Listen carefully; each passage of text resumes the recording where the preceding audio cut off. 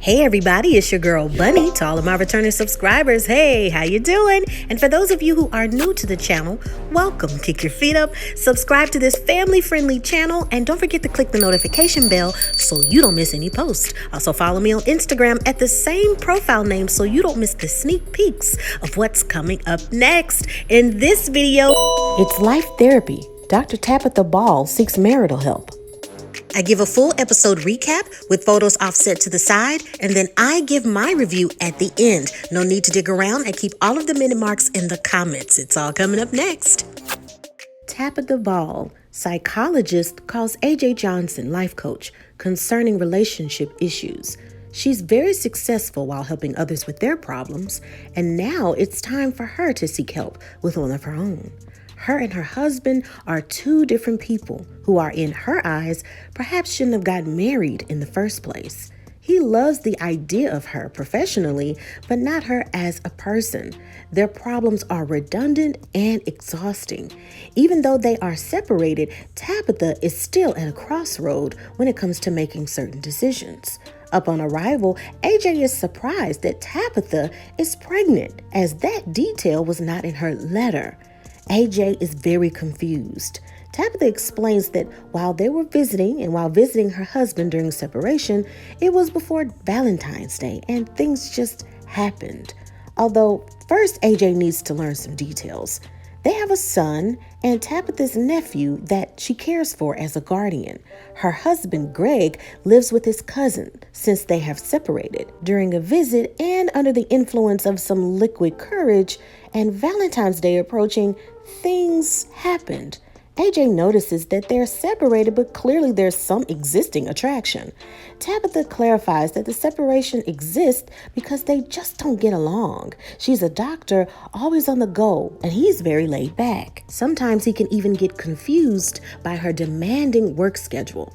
They've been together a total of 9 years. They dated about 9 months before they got married, and 6 months into their courtship, she was pregnant. It seems very interesting that 6 months into their courtship, she was pregnant, and 6 months in their separation, she was pregnant. AJ takes a moment to be very transparent in sharing that her dating life and attraction is very different from one another, and her lifestyle, career, and education. She's more attracted to a man that has really good communication and has simplicity with connection. It's more difficult to find a successful man because they're so busy, like she is. She's more compatible with men who are less busy. Tabitha agrees that describes her and Greg. After things didn't work out, she wanted them to get a divorce. She paid for the divorce already and had already got the lawyer. All they needed were the signatures and to send the paperwork onward. They even both started to move on, but she got pregnant. This journey with AJ is for healthy communication. Their current son adores their father, and Greg is the best dad he can be. They FaceTime Greg, and AJ introduces herself and asks straight up, "Are you in love?" His silence and smiles tell AJ something. The second question is, does he want to save his marriage? He says yes. He wants to remain a family, but they just don't get along. When it comes to communication, he can't help but to laugh about the topic because that's all they discuss. How can we have better communication? It seems like Tabitha is always upset about every little thing. If he doesn't clean the way she wants, everything. He even feels disrespected at times. Tabitha feels the relationship isn't healthy. Greg is referring to her in reaction of being angry when it's because of things that he does. Their 9-year-old even says that they're bringing a baby into an unhealthy relationship. It's obvious he understands everything that's going on. It's time to meet at the Life Therapy Center, where the love coach, Carrie Pope, helps. AJ takes a moment to fill him in on the details. Greg communicated that while he and Tabitha were at a counseling session with another psychologist, that he felt ganged up on. The female psychologist seemed to side with Tabitha. This time, AJ wanted to make sure that the counseling session had the insight from a man. From the time frame of Tabitha writing the letter to AJ meeting with Tabitha at this time, now Tabitha has had the baby. Now their family dynamic has changed even more. Tabitha and the baby are fine, and even though she's not physically there to speak with Carrie and AJ, Tabitha is still 100% invested in this process. Carrie now speaks with Tabitha alone. He wants Tabitha to place the doctor role to the side and become very relaxed and feel free to share. Tabitha explains that before the current baby, there were a lot of things going on in their household. The pandemic, several things going on with injustices. They were stressed out, selling their home. They had both reached their breaking point when it came to the marriage. They attempted co-parenting and proceeding with the divorce attorney. Even with the divorce papers, Tabitha is still torn if they can move forward with the divorce. Carrie keeps it real. They love each other, and Tabitha is fighting for something that isn't there. To prove a point, he asked her straight up, had she not gotten pregnant with their first child in the first 6 months of courting, and they had just really gotten to know each other, had she still married Greg? She answers very quickly, no. Carrie notices that her answer of no was much faster when it came to answering the question if she wanted to save her marriage. Now Carrie wants to speak with Greg alone, and then they will revisit speaking with Tabitha. There's a fan pop-up question. Hey AJ, what are your thoughts on being in a relationship and moving forward, knowing that there's red flags, but you see the potential in someone? AJ responds that I looked up the definition of potential. It's existing in possibility. She's not going to wait on someone in their potential. She's going to pray and desire the needs in her life now, rather than waiting on a person. Carrie takes a moment to now speak with Greg. Greg says that he feels that he can't truly be himself around Tabitha. He's very unsure about being accepted as his true self. He wants to work things out, but doesn't know how. Carrie notices that Greg doesn't have any authenticity. He doesn't need to be with someone who he can't really have his true voice. It seems like he doesn't have the freedom to be himself. Life is too short to be in a situation where you're not celebrated, but tolerated. Greg also mentions that he loves Tabitha, but he's not in love with her. There is a big red flag. When they met, they were both going through some tough times, and they were there for one another. Then their son was born, and they decided that they would probably just move forward and try to work things out. Carrie asked Greg the same question that he asked Tabitha. Had Tabitha not ever gotten pregnant with their first child, would they still be together? And Greg quickly responds, no. It's evident. The child was the glue. Another difficult question. If you died today, Greg, would you die a happy man? And Greg responds, no. Carrie stresses that every day should be guided by our own happiness. If you're living for someone else, life will be miserable. You won't be happy. Your happiness then spends time on everyone else. Children don't ask to be here, yet we expect them to be authentic. So why lie to them? Why do you lie to yourself? Remember, your life and self-care is number one. You don't want to lay around and even be on your deathbed unhappy. Don't let the best remaining years of your life go to waste. Now it's time to bring back Tabitha, and there's more to discuss. Greg feels that he can't be authentic and shares that with her. Tabitha feels Greg doesn't just get the memo on a lot of things. What do each of you want? Carrie wants to know. Greg says that I want Tabitha to accept me for who I am. If I want to relax, even play some video games without being judged, and if Tabitha's upset, her going from 0 to 60 and angry about everything.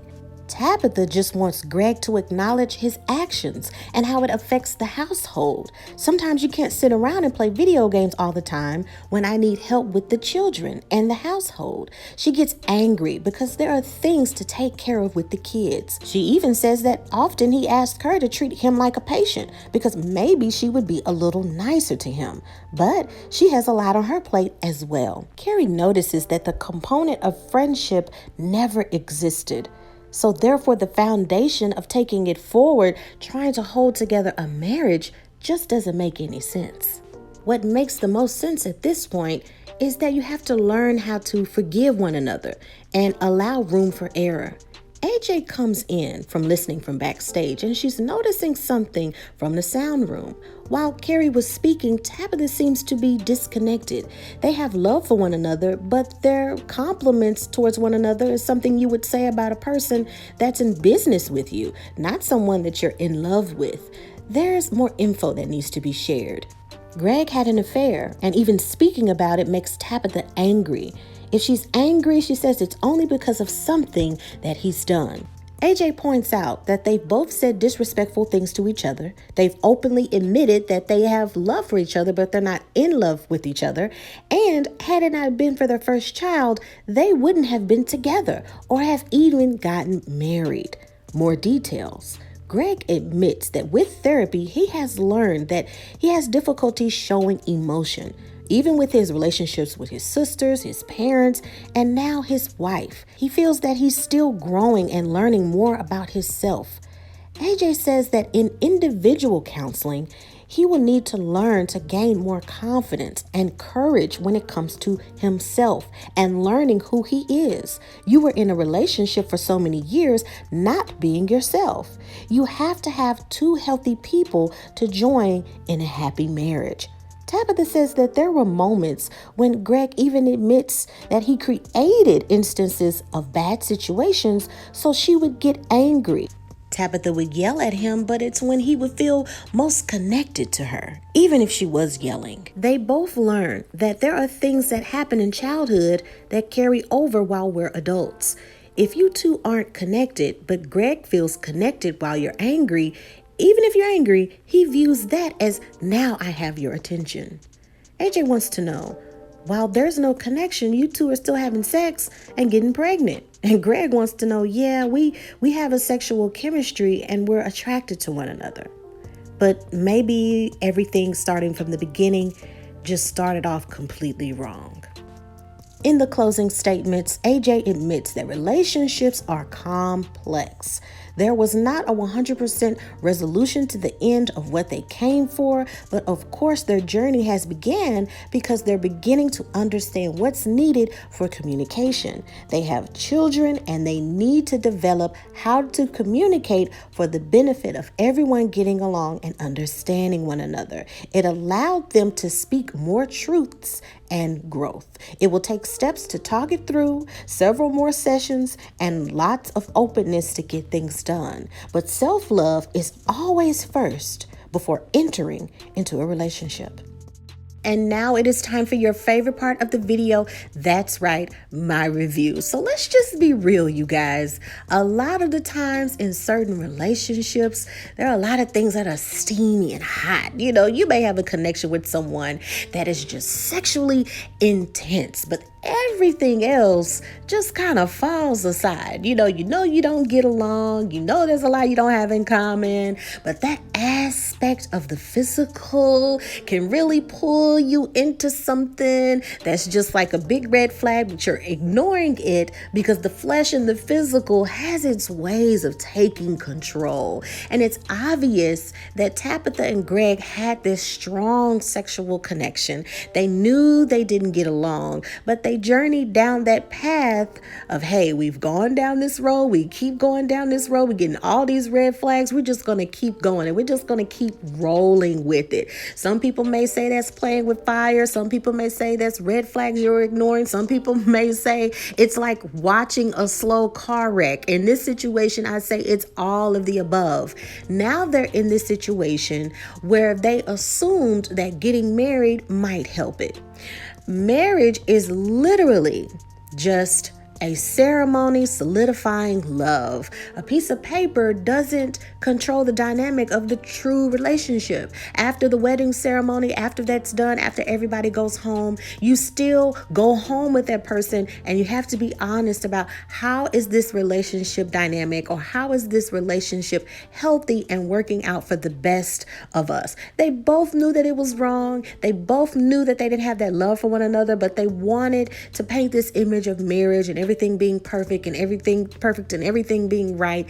And it just didn't work. Now we have the additives of they had to go through the pandemic together. And now that they're trying to get divorced and they had that moment of passion again, now they're bringing another child into this world. So just like something that makes sense and why Tabitha would write it in the first place, you know that it's messed up. Now we honestly just need help with communicating so we can take care of these kids. Now our priority is the children.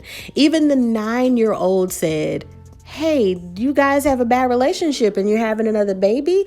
If a 9-year-old can understand that, it's very obvious that you've turned a blind eye to a lot of things.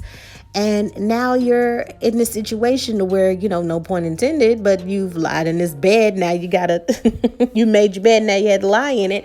And in this situation, you've slept in the bed. Things in biology happened. You have a baby, you have the children, you have this communication. It's just like, ooh, they have to find a way to communicate. I agree with AJ. You're in this situation now. You know you guys don't love one another. You have the truth. People have said what's on their mind. It's up to you moving forward. What are we going to do to have a healthy communication? What are we going to do? Them getting married and them trying to live a marriage that's fake, that's just something to do because you want to stay together, is a big no-no. Because the kids are watching, the kids are noticing, they're seeing an unhealthy dynamic. Children are not stupid. They will figure that out very quickly. And their eldest son did so. So communication is the key. I hope they find a healthy, middle ground to where they can make sure that they don't keep disrespecting one another in front of the children. They don't keep disrespecting each other because that's not healthy.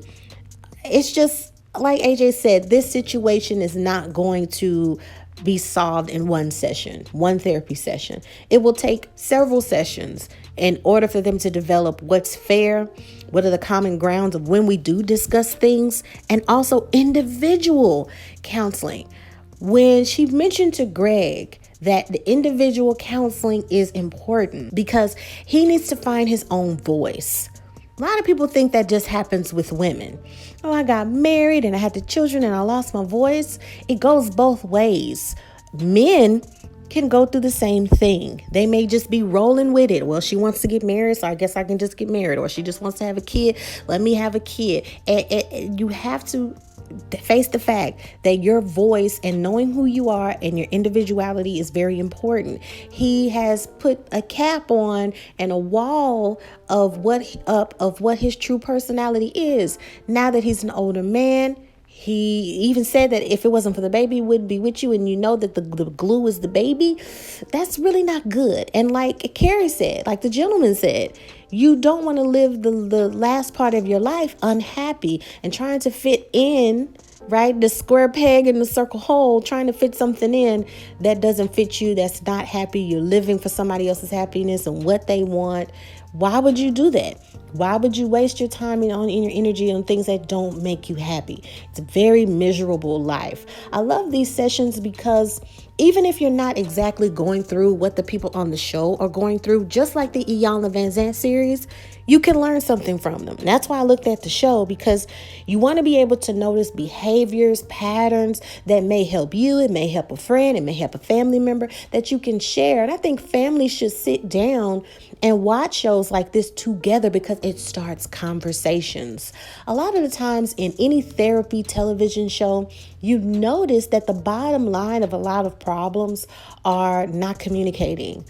Stigmas, generational gaps of where they didn't communicate. Well, my parents did it like this, so I'm going to do it like this. It takes being open-minded about all of those things. And when you sit down and you really have those hard conversations, people's feelings might get hurt. Some people may get sad. Some people may get upset. But you have spoken your truth and you have said it out loud, and you're not just conjuring it in your head. Or there may be some things that you're thinking about and that person has no idea you feel that way. And then once you express that, and it's that epiphany of why didn't we communicate this? Why didn't we talk about this? You're saving each other a lot of time, a lot of energy, a lot of heartbreak, just to go ahead and put all the cards on the table and discuss it. I really like the fact that AJ is not claiming that, hey, I'm this psychologist, I'm this psychiatrist. I'm not claiming that I'm this. I am a life coach. I'm someone that can help you do the steps to find out what you need, the help that you need, and even pulling in resources to help guide us along the way. I thought it was very fair, very beautiful at the fact that she listened to Greg. Like, hey, we've gone to therapy sessions and we're sitting there with a woman and she's, agreeing with Tabitha and really not listening to me. And I feel ganged up on. That's important to express that as well. And I thought it was beautiful that she brought in a man who could give that perspective. Well, talk to him alone, hear his side of the story, let him breathe, let him talk. You do need that. You do need the fairness. You don't need bias going in. You need something. You need fairness in order for everybody to speak their voice. And the fact that he felt like he couldn't be his authentic self, why would you want to be with someone and you can't truly be yourself and you can't be who you are? It's so unfair. Let me know what you think. I thought the episode was beautiful and look forward to other life therapy sessions and episodes that I will recap and review on the channel. Look at some of the shows that are in the pinned comment as well. And also the television show lineup, movie and television show lineup for this year. So check that out as well. In the meantime, in between time, remember to like this video and take care of yourself and each other. Bye.